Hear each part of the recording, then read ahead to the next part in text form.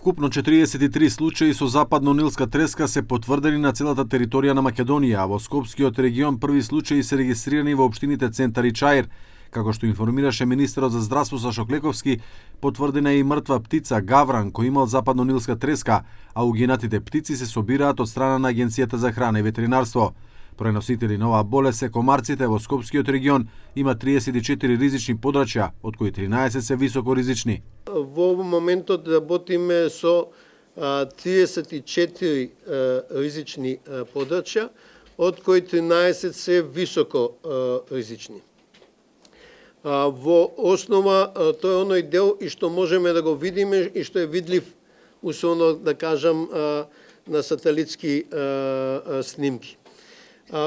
Што се критериумите за ризичност? Во основа се два: застоеност на водата и високо ниво на органска материја. Значи, река која е проточна, која има риби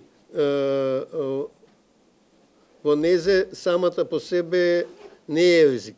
Високоризичните места се надвор од градското подрачје, но граѓаните се движат и низ други места, па така мерките ќе се преземаат секаде, без разлика дали во некое место има прогласено епидемија на западно-нилска треска или не.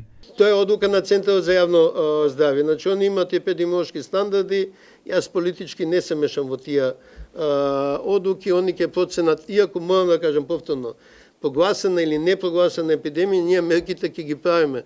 Тоа што во Чучер Сандово нема ризични точки, не значи дека граничните точки нема да бидат вклучени и третирани. Повторно, комарците не познават.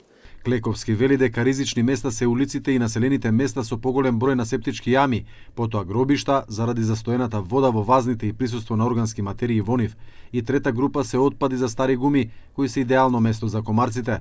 Што се однесува до критиките дали навремено извршена теренска дезинсекција против возрастни комарци и ларви од Центарот за јавно здравје со одговор.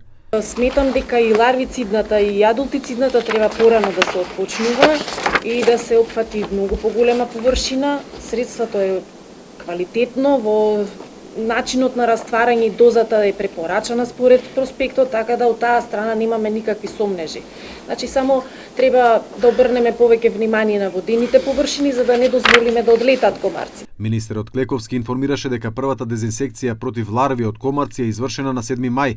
Инаку во текот на денешниот ден беше одржан состанок на Министерството за здравство со представници на Центарот за јавно здравје и општините од цело Скопје, градоначалници на руралните и градските општини, со цел да се надоградат активностите за справување со западно-нилската треска.